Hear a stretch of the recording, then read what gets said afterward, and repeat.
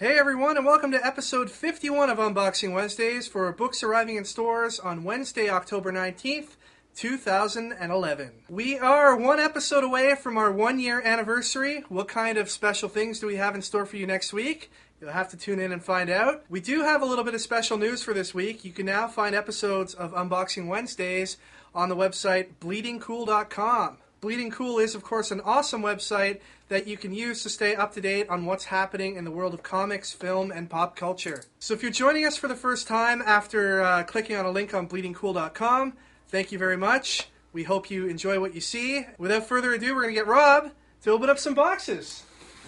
First up today, we have these new release action figures from The Walking Dead. This is Zombie Roamer, and here is Zombie Lurker. His body splits in half. Here is Michonne and Rick Grimes. I'm sure these figures are going to be really popular given that the second season just started on the weekend.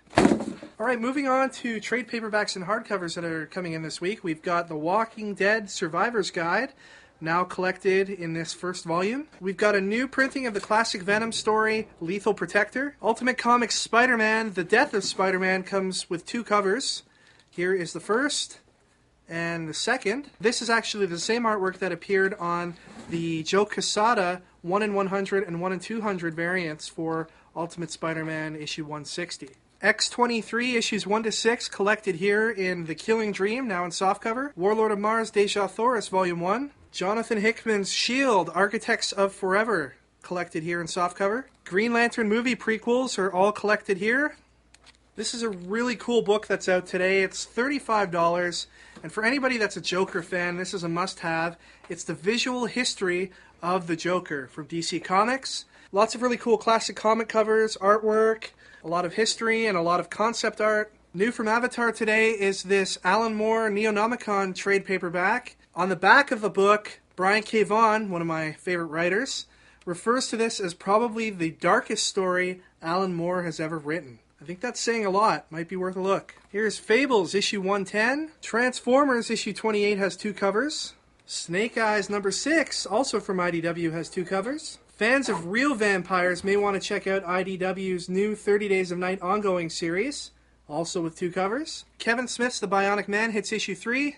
Mass Effect Invasion, issue 1, for fans of the video game series. And from Vertigo, we have Hellblazer, issue 284. G.I. Joe, A Real American Hero, issue 171. Dungeons & Dragons, issue 12. And this could potentially be really awesome. It's a crossover event between IDW and DC, and it's the Legion of Superheroes and Star Trek. This is issue 1. Okay, moving on to the Marvel books, we've got some second printings this week. First up is X-Men 17. Here's Daredevil, issue 2. Uncanny X-Force issue 15, second print. The New Avengers Annual gets a second printing. Here is a second printing of Ultimates issue 2, and a third printing of Schism number 2. This is a reprinting, but it's a little bit different than the other ones. This is the 20th anniversary edition of X-Men number 1. It is the number 1 selling comic of all time. They sold more of these comics than any other comic in the history of comics. The cool thing about this is it's been completely recolored. Jim Lee's 1991 art has never looked better. And it also comes with this really cool gatefold cover. Be interesting to see if some Marvel completists come in to pick this one up. Captain America Corps issue 5 of 5. X Factor 226. Herc issue 9. Here's Hulk issue 43. Vengeance issue 4 of 6. Deadpool Max volume 2 issue 1. Avengers issue 18 pays some homage, I think, to Justice League and Justice Society before it. The whole thing with the photos and choosing the new members of the team, I think that's been done to death. Superior issue 6. Wolverine issue 17. This is part of the Regenesis storyline, and this will bridge the gap between the end of Schism and the beginning of Wolverine and the X-Men. Uncanny X-Men issue 544. This is the final issue of Uncanny X-Men until it relaunches next month. But again, this deals with some of the fallout from Schism, and I'm sure you'll see a lot of collectors in stores this week trying to get a piece of X-Men history, as it were. We've got a bunch of Fear Itself books in this week. First up is the final issue of The Homefront. This is issue 7. Youth in Revolt issue 6, also the final issue. Invincible Iron Man issue 509. Journey into Mystery issue 629. The Fearless issue 1 of 12. And here is Fear Itself issue 7 of 7. This is, it's a little bit thicker today, and it comes with a $4.99 price point. Here is the first variant, which also happens to be a wrap cover. And here is the Stuart Immonen variant. We just want to remind everyone while we're ending off the Marvel books to just take a look at what people are saying about Point One. At the New York ComicCon last weekend, at any Marvel panel where somebody in the crowd asked a question about the future of Marvel Comics, the panelists always referred them to Point One. They're really putting a big push behind it. They're saying that it's going to be pivotal to what's happening in the next year or so to Marvel Comics. Some things to note that came out of New York Comic Con that also might be of interest to Marvel readers is stuff such as the Scarlet Spider is getting his own series starting in January. Sabretooth, even though he was beheaded a while ago, he is going to be making a comeback in the new year. As is the Phoenix, apparently. But will it be Jean Grey or will it be Hope Summers? We'll have to wait and see. Also, Deadpool is apparently set to die in the 50th issue of his comic. Sorry for the spoiler, but you know Deadpool's probably coming back in 1 or 2 issues after that. Also, fans of Dexter will be happy to see that Marvel will be coming out with a Dexter comic by the series creator.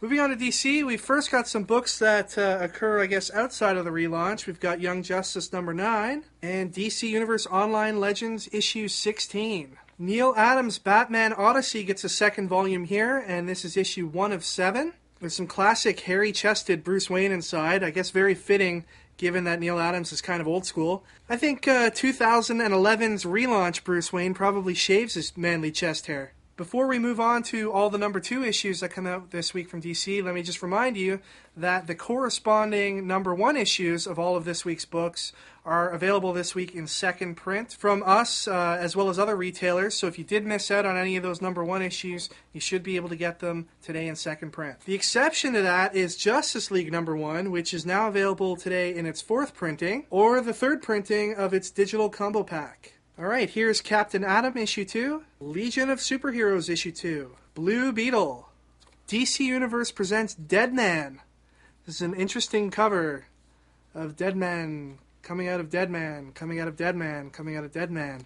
Birds of Prey issue 2, Wonder Woman number 2 by Brian Azzarello and Cliff Chiang. Red Hood and the Outlaws issue 2. Number 1 was one of the more controversial books coming out of the relaunch with its portrayal of Starfire.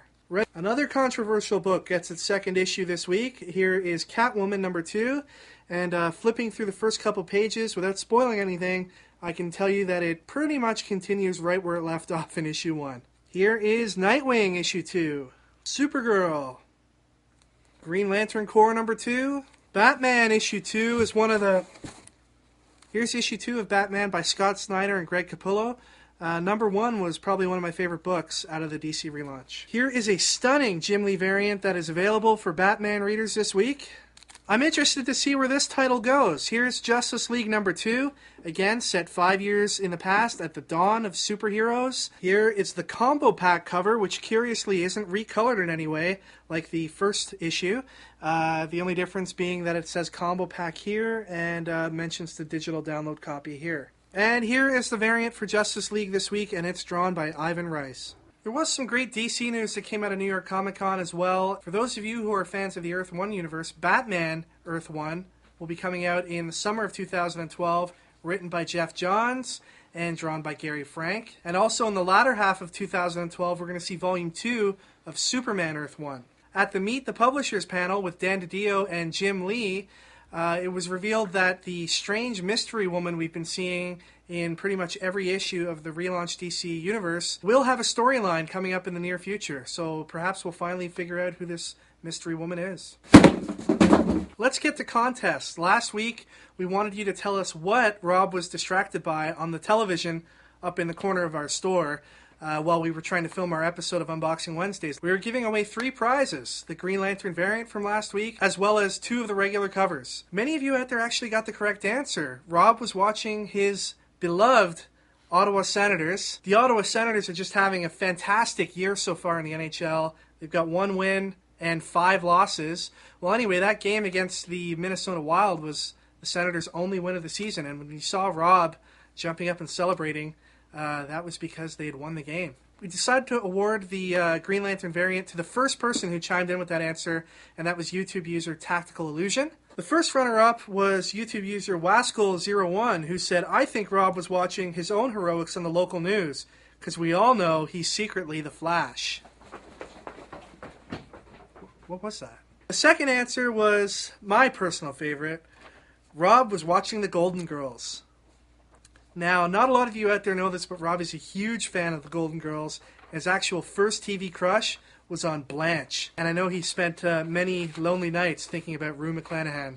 For this week's contest, we're going to do something that's a little bit different than what we normally do. We thought we'd celebrate our new partnership with bleedingcool.com by kind of working them into a contest for this week. There was an article on there a couple days ago about an upcoming storyline in Action Comics number 5 where Grant Morrison and Andy Kubert are going to touch on the origins of Superman. There's been a lot of talk in this relaunch about the changes that they've made to some characters. Certainly there's a lot of things in the Superman universe that appears to have changed, so we want you to read the article over at bleedingcool.com. We've left a link to it in our description of today's episode, and then come on back over here to YouTube and leave us a comment telling us, if you were in charge of rewriting Superman's origin, how would you do it? Rob and I will pick the best answer from the week to win this awesome Jim Lee Batman number 2 variant. Alright everybody, that is it for this week. Thank you once again for watching. Don't forget that you can read our ongoing webcomic Time Nerds over at www.timenerds.com.